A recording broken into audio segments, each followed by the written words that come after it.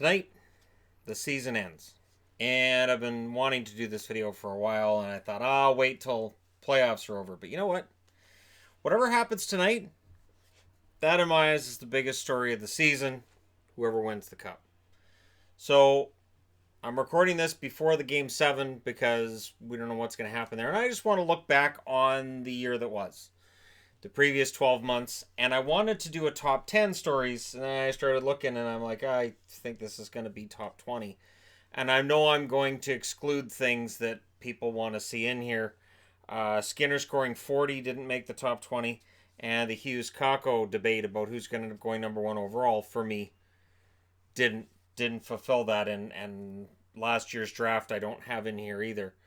And Darlene's rookie season. So there's a lot of stuff that I could have put on this top 20, but I wanted to keep it as simple as possible. It's not going to be simple.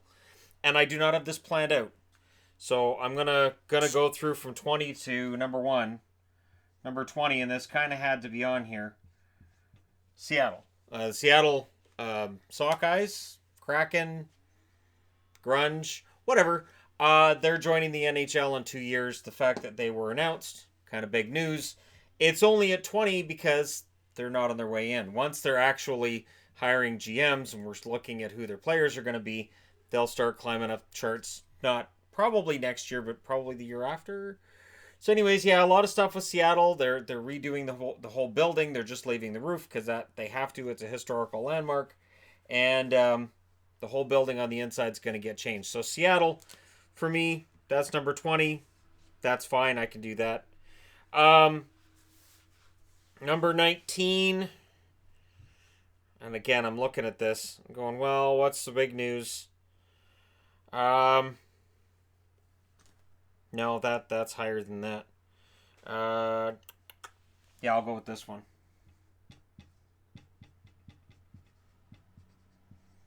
The Tampa Bay Lightning being eliminated in the first round. So not just eliminated. Eliminated is one thing, but getting swept is something else. The thing is, there's so many different stories that were kind of big news this year that to me it feels like that one's not as important. Even though they also had 62 wins this year, which you can put in that as well. So I'll put that in brackets. 62 wins. They get 62 wins in the regular season and then say, that's enough winning. We're not going to win anything in the postseason, which is a bold strategy. We'll see how it pays off for them. Number 18. Yeah. Gritty. Gritty, who was panned when first revealed, and then we all started to realize this was brilliant. So, panned him on the one day, and then the next day I put up a video going, you know what? I'm wrong. This is a fantastic idea. This mascot's awesome. And it raises the mascot game for other teams in the NHL that may look to bring in a new mascot or change the whole mascot ideal. Setting people on fire might be next. I don't know. Gritty doesn't seem to have that level of respect with fans that other mascots might. Number 17.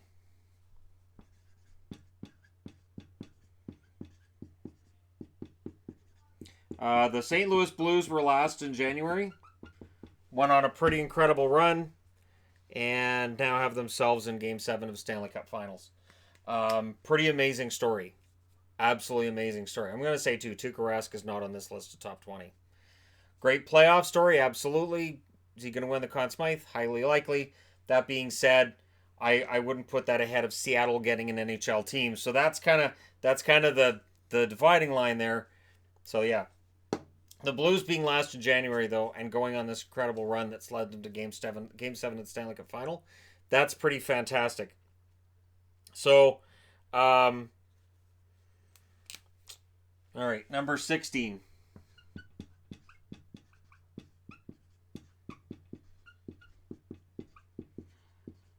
Going into this year, there was not really a whole lot of belief that the Flames were necessarily a playoff team. I thought they'd be close. I didn't think they'd get in the playoffs. They end up finishing first in the West, and then they're out. So it's a bittersweet story, and if they'd gone to the finals like St. Louis did, their story would be much higher up. But being out in the first round just shows they have a lot left to learn, and those lessons are going to be tough on them. But we'll see next year if they're for real or if this was their best chance. Number 15. Yeah, I'll put this one at 15.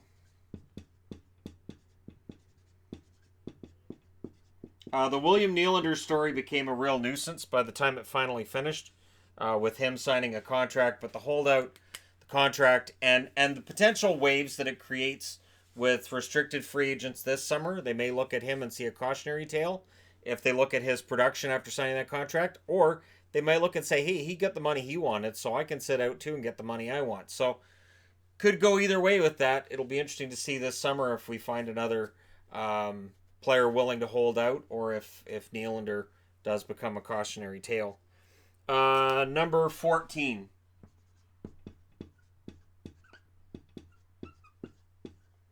Every time now that somebody does something dirty, people will say Tom Wilson's going to get suspended for this. Wilson gets the 20-game suspension before the season starts, and a lot of divide as to whether or not it deserved that severe a punishment, but it was quite the talk of the hockey world, and kind of still is, depending on how you feel about it. And if Washington had gone to the finals this year, I guarantee Wilson would have done something that would have had people saying, oh, he's such a dirty player and I hate him. And the people still say that anyways, but he hasn't played hockey for the last 3 rounds, so you kind of forget that. But Wilson's 20-game suspension was a pretty big talking point, and it set the bar kind of high, and we'll see whether or not the NHL actually pulls the trigger on another 20-game suspension next year. Not saying on Wilson, but I'm saying on another player who maybe's got a bit of a history as well.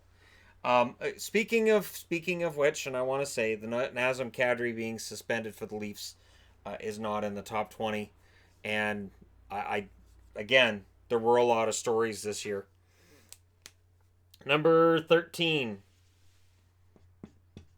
I just have to write one word on the board for this. Yzerman, out of Tampa Bay, says I don't want to be in Tampa. I want to be home with my family.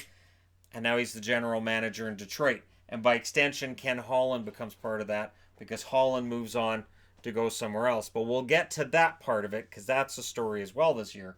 But Yzerman, it's weird because there really wasn't a whole lot said about him leaving Tampa before it happened. And then when he went to Detroit, it made total and complete sense. And yet everybody in the hockey world, it felt like just went, yeah, it makes sense. Yeah, that's fine. So there wasn't really, how do I put this? When I post videos, there's often videos that garner a lot of interest. And when Yzerman was named as Detroit's GM, it was kind of met with, yeah, that's about right. And it wasn't one of those ones that went nuts and everybody watched it kind of thing. So, interesting story in that we just kind of assumed, yeah, he'll go back to Detroit. I didn't think it would happen this fast. That surprised me. I thought he'd take at least a couple years with his family and just relax. But he's a competitive guy. Number 12. It's already getting tricky here. Let's talk about the cap issues that the Vegas Golden Knights are going to be facing. And in part due to the fact that they're paying $15.5 million to Pacioretty and Stone next year. So, and I understand, there's the Clarkson contract comes out. Yep, that's $5 million, and Karlsson's worth a minimum of $5 million. So William Karlsson means you still don't have any cap space, and you've got those players to sign, including Gusev. The Stone Pacioretty additions for Vegas, huge. It means there's no slow build. There's no, we're gonna gradually get there. There's just we're in it to win it right now. And if it works, if these guys get a Stanley Cup, it looks brilliant. If this doesn't work, we're going to come back and revisit this in a couple of years and talk about how that happened. So, yeah, for me, that's definitely one of the bigger stories of the year, but it's not even top 10. Doesn't make the top 10. Number 11, St. Louis is going to show up a few times on this list. Now, St. Louis rising from the bottom is one story. Jordan Binnington's another. Now, I still think that we're going to see somebody else get Rookie of the Year because I don't think Binnington played enough games. And playoffs do not influence voting. Voting is done before the playoffs. If the voting was done right now, absolutely, Jordan Binnington wins your Calder Trophy, and I have no problem with that. But I think that number 10 is going to be the Calder winner, which is Pettersson. Now, Pettersson got off to a really, really hot start. I believe 10 goals in 10 games. And there were a lot of people raking this guy over the coals for when they drafted Pettersson. I was kind of about it. And I wasn't sold on it. And I was kind of nervous because we were coming out of a phase where, once again, Vancouver, it looked like, was a soft team. A lot of Euros. And that's always been kind of a big part of their identity, whether it's the Marcus Naslund era, whether it's the one in the 80s where you had guys like Gradin, Boldarev. There's always been kind of this soft European core there. And so I felt like, oh, we're drafting another Swede. Oh, goody. And I kind of, not because I don't like Swedish players, but because I wanted to see a tough Canadian team out there for the Canucks, and I was nervous. I've been proven wrong, but Pettersson's numbers definitely fell in the second half of the year, and I think while we got all hyped up and there were all these comparisons to Pavel Bure, I think people need to temper those exciting comparisons just a little bit. The same way that for Blues fans that are ready to erect a Binnington statue outside the building, just relax. Great runs, great rookie years. We'll see where the careers lead. But for right now, Binnington's been great, and Pettersson had a really solid rookie year, although his goal scoring as the year went along got tougher because teams played him a lot tougher, and the NHL schedule, it's brutal. It's absolutely brutal if you've never done it before, and we see that with kids every year. Number 9. Now we're getting into the really tough ones here. I'm just going to write one word, and you guys are going to know exactly what I'm talking about. So, Ottawa's going to be in the top 10 a couple of times here. A few times, actually. Uber. Matt Duchene and the boys in the Uber. I'm pretty sure almost everybody who was in that Uber ride talking about how crappy the Ottawa special teams coaching was and about what a joke the team was. I'm pretty sure most of those guys are gone. I think Chabot was in the car. I'm trying to think of who else, but I think most of the guys who were in that Ubergate incident are gone. So that story, as big as it is, I at the time thought, you know what? If I'm in charge and I hear all this, they're probably gone. And that certainly seems to have been the case. Although they were negotiating with Duchene on an extension, I think Duchene was willing to stay. I don't think they were willing to pay the money Duchene wanted in order to forego testing free agency. Not that I blame him either. I would want to test free agency too if I knew I could make the amount of money he's going to make as a free agent this summer. So we're up to number 8.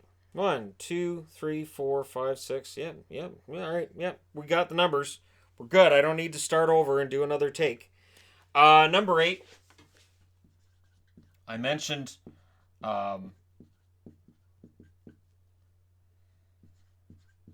Duchene. Bobrovsky and Panarin, they became a story because they weren't traded. And this led to, of course, the story of Columbus going all in at the deadline, acquiring guys in Duchene and Dzingel from the Ottawa Senators. They win a round for the first time in their team's history, but they go out in the second round. So the question becomes, was it worth that to win a round? I think on some level, yes. Psychologically for the team, it's important to win a round. They really should have knocked out Washington last year in the first round, but it all fell apart. So it was nice to see them win a round, but now it looks like Bobrovsky and Panarin likely both leave Columbus. And Duchene may as well. Dzingel probably stays, maybe. There's a lot of uncertainty with Columbus. If they had moved Bobrovsky and Panarin at the deadline, they would have a ton of young prospects and draft picks they would have got for those guys. But I admire Kekalainen for going for it. The fact that it didn't work out, that's the risk that he ran. So that to me is number 8. Number 7. Oh, this is tricky. This is also the Blues. I think the Gloria thing is fantastic. And the Gloria thing, I think, stays with the team. I don't think this goes away, no matter what happens tonight. I think that the Gloria song that they've been playing and the way that this team is galvanized, and this song's kind of part of it. And I know it's a cheesy '80s song. I enjoyed it when I was a kid. I still enjoy it now. It's a cheesy '80s song. Um, I think this spills over into next year. So, in the question's one of, can St. Louis play at this level next year? Well, going back to the finals is difficult. Very few teams do it these days, but they've definitely bonded over this. And I think if Maroon sticks around and some of the other really feel good stories around this team continue to develop, there's no reason St. Louis can't be a top contender next year. And I think that song's going to get played after wins next season. I'd be very surprised if that doesn't play every time they win a game.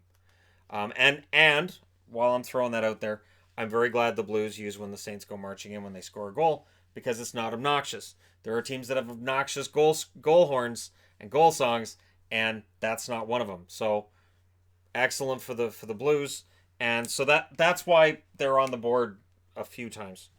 But that is it for St. Louis at this point. Number 6. Okay, so number 6 is really it's multiple stories wrapped up in one here. Peter Chiarelli being fired by the Oilers was really, it felt like it was overdue. But then when you hear the behind the scenes stuff about how he didn't quite have full autonomy towards the end, just get rid of him then. If you don't trust him to make trades and deals and stuff, why is he sitting there? So he was finally out. Now Ken Holland is their GM. There were rumblings about whether or not McDavid might be upset. Well, you've got Holland, now you've got Tippett as coach. Things in Edmonton look pretty good, and it started with them finally pulling the trigger on Chiarelli. Peter Chiarelli likely doesn't end up being a GM somewhere again, but I wouldn't be surprised to see him as an advisor. I wouldn't be surprised to see him as an assistant general manager. I still think he provides some value to an organization. I just think that his time in Edmonton was a complete, total, unmitigated disaster. I have a hard time seeing him being hired as a general manager by anybody else. So we'll go ahead and cross that one out. Number 5. Number 5's tricky. Yeah, I'll throw this one in at 5. Every time Eugene Melnyk talks, we talk about it. Every time Melnyk says anything, I end up doing a video on it.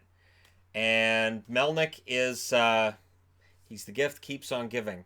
The owner of the Ottawa Senators, who, last season talked about, well, if I can't make money here, I'll go make money somewhere else. People are like, you're going to move the Ottawa Senators? Where did you get that from? And then, of course, he did the weird video with Borowiecki where they sat around the fire and he had an old jersey on. And it was weird the whole season. And then every time he's talked since then, it's we're rebuilding and I expect us to be competitive for the playoffs next year. So you're not going to spend money and you expect the team to get better. That's a bold strategy you got going there. The Senators and Melnyk, definitely an interesting one. Number 4. And you know why this one gets 4? Because everybody talked about it. And it was helped by Hockey Night in Canada. So the storm surge started at the start of the year as nothing. They did it. They just jumped against the glass. They did kind of like a Lambeau Leap thing. And nobody paid much attention. But they kept doing it every time they won at home. So the Carolina Hurricanes, the storm surge became a thing. And then, of course, Don Cherry comes out, calls them a bunch of jerks. And they take that, and then they not only take that storm surge into the playoffs for the first time in a decade, but they ended up going to the conference finals. And you get the feeling that this experience, much like other shared experiences we see by teams here, bonds them together and made them a better team. And the Carolina Hurricanes look like this should be somewhat sustainable. I'm not saying conference finals every year, although if you look at their playoff history, they usually make the conference finals when they make the playoffs because they're weird that way. But I have a bunch of jerks shirt. I'm very proud that I have it. Of course, they became a bunch of front-running jerks because their attendance went up. Dear Carolina fans, please make sure that your attendance stays up next year or I can't defend it. If this team's attendance drops, and the team is, not great, not bad, it's just going to lean into the idea that Carolina fans only showed up during the playoffs because they were winning, and if the team loses games, they're out the door again. I'm seeing that about the Raptors right now too. Like, oh, the only reason people are paying attention is because they're winning, and next year everybody's going to be right off the bandwagon again. That's kind of the way sports works, though. So yeah, for me, Storm Surge gets fourth. Number three. Yeah, you know what? Number three. I'm just going to use the name. Erik Karlsson has been a story all year. And on some level, and I'm going to put this in smaller letters and throw it in there, Hoffman. So Hoffman gets moved to San Jose, and then after a long, illustrious career with the Sharks, he gets moved to the Florida Panthers. And all of this seemed to be done because of the locker room issues between Karlsson and Hoffman. Karlsson's then moved to San Jose. And it's a deal that I still think that San Jose wins this deal, although if Karlsson goes to free agency, we'll see. But Karlsson has been a story all year. And the reason that, I was never a fan of the Sharks, but this year I kind of went, you know what, I'd like to see the Sharks win, is because they picked up Erik Karlsson. I was a huge fan of Karlsson's in Ottawa, and his fallout with Melnyk, with the organization, was very public, and it was ugly. It didn't feel like he wanted to leave Ottawa. It just felt like they didn't want him. So it's one of those, well, it's not you, it's us, and we like you and all, but sorry, we just don't want to spend the money. And that's where Karlsson was at. And now this summer, Karlsson's going to be quite a story again. I expect to see him on the list next year. So all of that happened, and then you factor in the injury problems he had during the year, the will he, won't he extend in San Jose discussions. Everything about Erik Karlsson is newsworthy. Number two.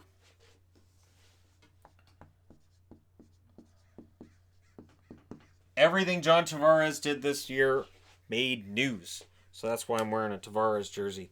Because first he signs with the Leafs after basically telling everybody I'm going to stay with the Islanders. He decides to go to Toronto. And it alienated a lot of Islander fans. And the battle between Tavares and the Islander fans was heated. And I'm hoping next year that calms down. It's never going to be fine. Like, I've always thought this is funny. So during the playoffs this year, there were fans I've seen of Bruins and Blues and just teams in general. They're like, those fans are booing our team. They're classless. That's sports. That's how that works. So I would expect Tavares will always get booed when he goes to play against the Islanders. But I would expect that would calm down. The weird thing was when they had Tavares Appreciation Night after that. That was the weird thing, and I thought that was weird. And then, of course, it turned into this whole big thing. And, yeah, the whole Tavares, Islanders, his extension with the Leafs. And then not only that, but this Tavares contract and the issues it's provided the Leafs in being able to maintain this team and keep everything together. Between Tavares and Nylander, there's a lot there. Where you could say, well, that's $18 million you're spending on these two guys. So, $18 million between those two, and that's definitely going to eat into their ability to keep other players and keep that depth on the roster. So, Toronto, I know you guys get Toronto news. If you're in Canada, you get Toronto news all the time. They still get number 2 on the list for me. And number 1, it has to be, because we're following what's going on for next year. Playoff officiating. And this isn't just playoff officiating. I complained a lot during the regular season. Few people, for new subscribers you won't know, but for subscribers who've been here all year, I was complaining all year about calls that I thought were inconsistent, about penalties, penalty shots, and things that were happening. I'm like, what the hell? And people were saying, and I get this a lot during the regular season, it's fine, don't worry about it. That's just one of those things that happens. Talk to me when it happens in the playoffs. And we're there. Whether it's the 5-minute major on Eakin, whether it's the hand pass that the Sharks got away with, whether it is the offside call with Landeskog there where he wasn't a part of the play at all. Whether it's that there's 6 men on the ice when Boston scores a goal, whatever it is, right? Whether it's the suspensions, whether it's and what they're suspending, which right now seems to be just head hits, which drives me nuts. This league has always been like that, where they will go, okay, what are we enforcing this year? And they will pick the one call that they're saying, okay, this is what we're going to suspend for this year, and then everything else kind of gets ignored. That seems to have been the case all the way through. It used to be like kneeing and knee on knee hits and those kinds of things were getting suspended, and submarine hits, and then all of a sudden it was just okay, everything with head contact. So the league needs to get that straightened out. They're going to work on it this summer, and this time next year we'll talk about how it's a conversation starter again. But those to me are the 20 stories over the last roughly 12 months that have been the biggest stories. And I could have included Don Waddell in Carolina and how he helped to actually make things work. Curtis McElhinney. There are a lot of really good stories from this year. So let me know which stories you thought were the bigger news stories of the year. Again, this is not scientific at all. This is just me having a list, going over videos on the channel which were the most watched, the most popular, and the most unpopular, and saying I think these were the biggest stories. But let me know your thoughts in the comment section below. Don't forget to hit like and subscribe if you're browsing your way through. You just happened upon this video, and thank you guys so much for watching. I'll talk to you again soon.